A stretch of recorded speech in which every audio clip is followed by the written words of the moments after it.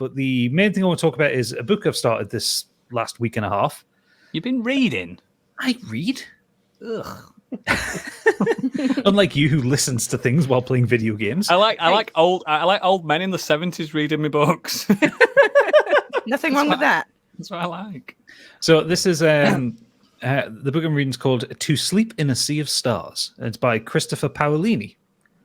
Now, this is the guy who wrote Eragon, if you remember that back in the day. The Dragon book. Who has made a career of doing YA novels. And this is his first adult novel. The way you said that then just sounded like anal. YA. Young adults. Why anal? Not young anal. Said, yeah. YA novels. Yeah, I don't know. I don't know. Just I had It's a genre. it just came across as why anal. I don't know. And then why. you moved on to adult novels as well, so it didn't really help. For fuck's sake, why do I bother you with you lot? Anyway. Gadget, This I is heard what you said, pal. Yeah, this is first one aimed at grown-ups as opposed to kind of teenagers. Not us, then. I'm just going to read you the blurb from Goodreads. So Kira Navarez dreamed of a life on new worlds. Now she's awakened a nightmare. During a routine survey mission on an uncolonized planet, Kira finds an alien relic. At first she's delighted, but elation turns to terror when the ancient dust around her begins to move. As war erupts among the stars, Kira is launched into a galaxy-spanning odyssey of discovery and transformation. First contact isn't all that she imagined, and events push her to the very limits of what it means to be human.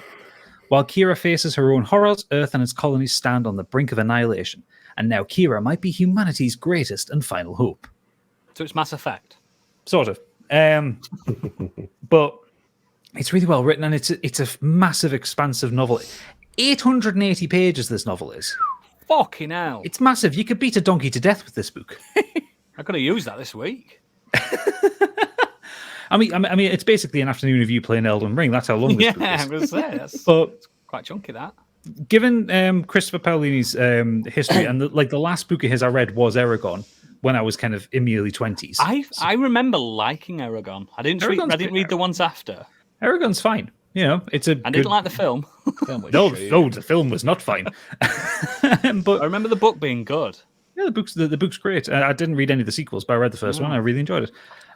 But this is different. Like, he's really stepped up in his style of writing, his descriptions. This is like a luxury novel. Like, the world is so well described. There is moments of kind of when aliens are trying to communicate with humans, and it comes out in this flowery language, which not unlike some of the creatures from Mass Effect. You know, like the way that them from Star Trek speak in metaphors. You know, that kind of thing. Like the Hannah. Yeah, like the Hannah. Yeah, it's brilliant. There is so much lore to it as well. There is. Oh, I like that. You know how you get a lot of fantasy novels which will have a map of the world in it. Yeah, this has like 3D galaxy maps in it, like showing I'm into that. On the X, Y, and Z axis the relationship between planets. Yeah, I'm into that. It's really, really good, man. You need to get a copy of this. I'm 300 or so pages into it right now, so I'm barely scratching the surface of it. You reckon physical's better then? Yeah, because of the maps. Yeah. Yeah. Okay, I'll get that. I'll send it down to you when I'm finished with it. But it's really fucking good. So I'll talk more about it once I've actually finished it. But I'll probably finish it in the next couple of weeks because I'm rocketing through it. I absolutely love this book. Kira as a character, she's really well realized. There's a thing I've noticed with a lot of male sci-fi authors that they can very rarely write women properly. Yeah, or they try and kind of boil women down to a set of base emotions and sexual parts. Tits and ass. Yeah. That's what they are, aren't they?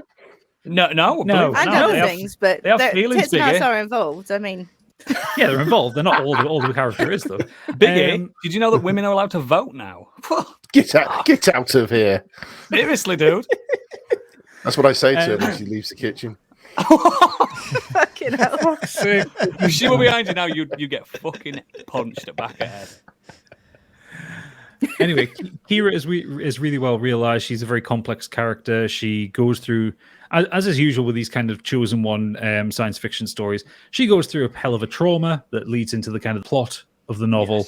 Yes. And like the references back to it, it's never like, oh my God, I lost this. Oh, I'm so sad because I'm a woman kind of thing. Like that, like her loss feels real the way it's written, you know, like it's not a man writing a woman. It's not the character is not a man in woman form. You know, she's a really well realized character, and I really appreciate that about the novel. I listened to a book this week. I'm not going to name the book because I don't even want to give it praise and anything. It was shocking. It was read to me, but it was a male author, and he had a woman in it, and he described it. She had the most gushing, pain-inducing period. I'm like, dude, stop it. Stop that. I was like, fuck, you don't know what it's like to be a woman, so don't. Listen, let me tell you, it doesn't matter how painful it is, it never gushes. That is genuinely, I'll find the quote from the book and I will fucking show you it. Yeah, it's disgusting. Yeah, there is a point. 99% of men can write women to a point. They don't need to talk about that. Exactly. That's what I said. Why?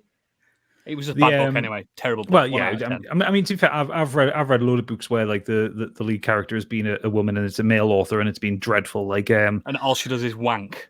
You saw that about Artemis, didn't you? Yeah, Artemis. That's pretty much it. And she does have a couple of wanks in that book, I think. If I remember, Artemis is terrible. I hate it. Oh, it's really bad considering he did so well with The Martian. Yeah. Oh, but even the way like Ready Player One, like how the women were represented in that, they were just kind of. They were literally virtual archetypes for whatever the author's fantasy was, and this Kira Navarez is not like that. She's a fully formed human being. Fantastic. That's what you want to see.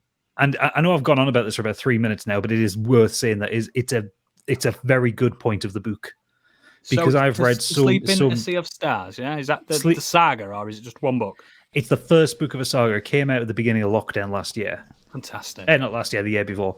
It's the Fractal Verse #1. So I'm assuming he's got plenty of books going on here. I do like getting into a saga when it's happening as well, not after.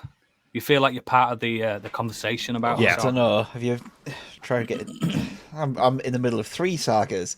Yeah, I know you are. I haven't seen a book from 2 of them in over 10 years. Yeah, that's annoying.